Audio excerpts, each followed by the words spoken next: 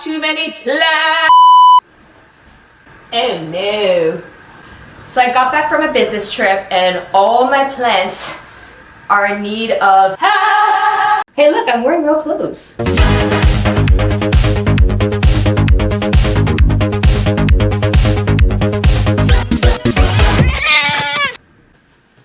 Okay, but real talk, I really do have a lot of plant chores that I need to do, so this will be kind of a semi-tour, how do I care for 100 houseplants. I'll walk you through my routine, all the different products I use. Some plants are not in their best condition. It's gonna be wild.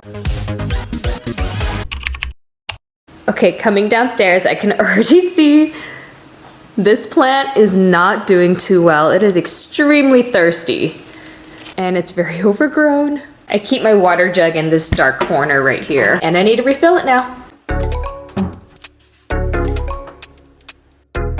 So there's actually a couple of things that I put into my nutrient solution. The first one is BTI drops. It's the same active ingredient that's in mosquito bits, but it's so much easier to use. This is a 5-gallon jug and 1 drop suffices. I also put in my fertilizer mix that's good for hydroponics, semi-hydroponics, and soil. And this is something new. I'm adding in Stress Coat, which removes all the chlorine from the water. And I don't like buying distilled water for my plants, and some of my plants are a little bit more finicky than others, so I'm gonna try this.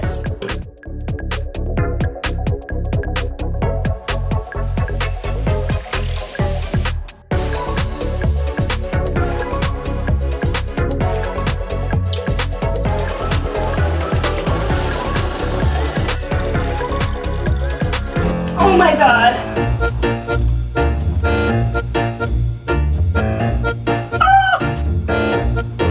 Oh, so heavy. Alright, I'm gonna let this marinate for like half an hour. Now check out this life-changing device. I used to have tons of gallon-sized jugs all over my house with my nutrient solution and everything, and it was just really annoying because that 1-gallon jug would probably water like 2-3 plants max. This camping water pump is great because check this out. I'm gonna use this across all my plants now. Let's start with my A-frame shelf right here. Starting off with my top shelf, I have a fern, there's a pilea back there, gloriosum, and a pothos. This is a plant that shows obvious signs of thirst because everything is just really wrinkled and droopy. Another sign is if the pot is just super light. And I have clear pots, so I can clearly see the soil moisture through the pot, and I can tell when it's dry. This one is super light, also needs water, and I can even just stick my finger in here and I can tell that it's dry all the way to the bottom, so this needs water as well. Quick lunch break. Look what my husband made me! I could live off noodles. And during my lunch break is when I usually try to catch up on my socials. I don't know why I made that sound. It's like not even heavy. There I go with the sounds again. Ooh! I dropped it. You are very dry too.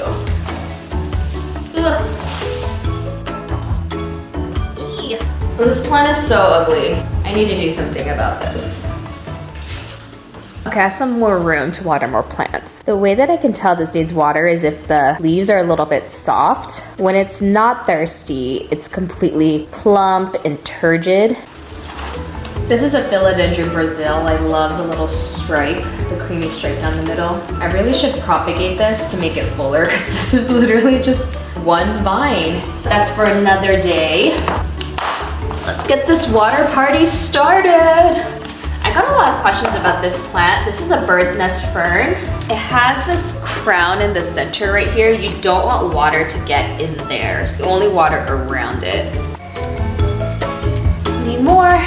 So the number one issue that a lot of people have is they water off a schedule. That can lead to overwatering. Overwatering doesn't have anything to do with the quantity of water that you're using. It has to do with the frequency in which you're watering your plants. Most houseplants like to have a drying out period. And if the soil is constantly wet, that can lead to root rot, yellowing, and not a lot of good stuff. I look for signs of thirst, like when the leaves get soft or things get very wilted and limp, or I check how light the pot is. So you just have to monitor, get to know your plants, examine their leaves, and then you'll get an idea of how often they need to be watered.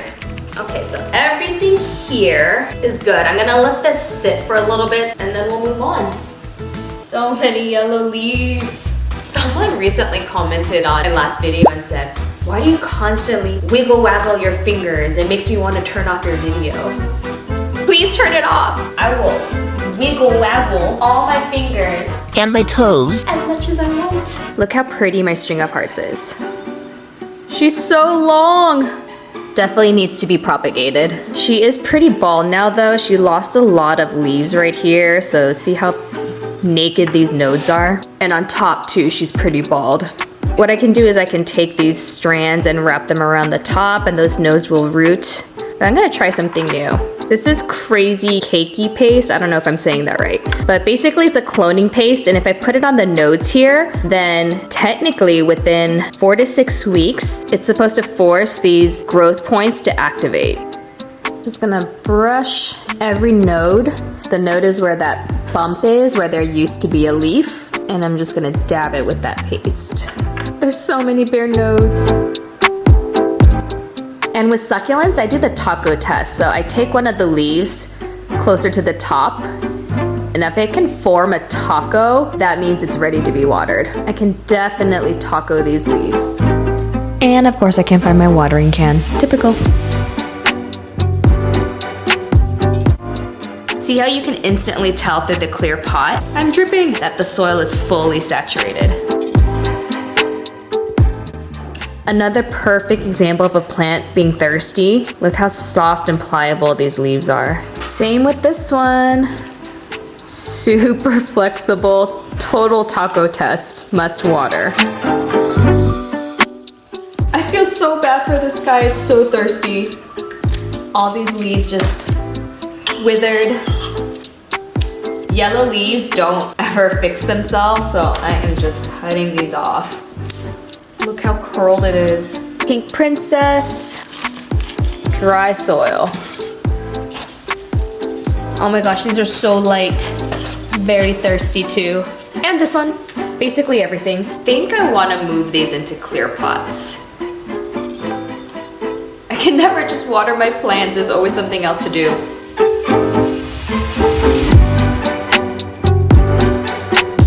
Oh, forgot about this guy. And I've been thinking about putting another plant into the self-watering pot, but that's a whole nother project. Okay, YOLO. P.S. I switched to voiceover to spare you the argument that my 2- and 5-year-old are having right now. Should I propagate this in Dapsis runner? I don't need another one. Oh my god, this pile of projects is getting bigger. Here's an exciting update. This baby fried egg that I grew from a corm has corms of its own, and they look like leca. Do I want to propagate these corms now? Yes, the answer is always yes to corms. I cannot find my watering can. Now onto my beloved greenhouse cabinet. I also know when everything in this cabinet needs to be watered because the humidity is normally between 70 and 80, and here it's 52, which means that my plants are drying out and some of these need water too. This anthurium needs a taller pot. The roots are just growing from the top right here. Add it to the to-do pile.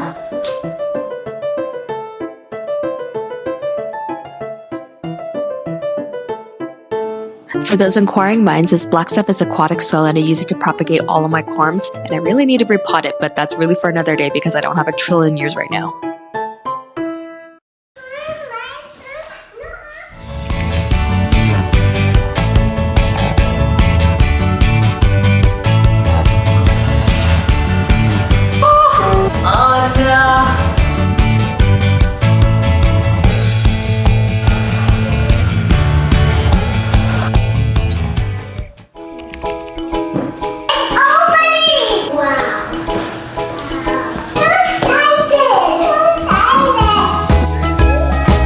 We're normally the family that has our tree up by Thanksgiving, but this year I just could not get it together. So here we are a few days before Christmas.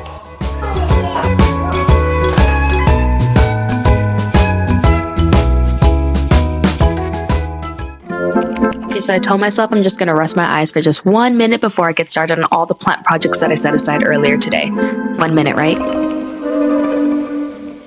Okay, even I'm not crazy enough to start at 3 a.m. The chaos will continue tomorrow.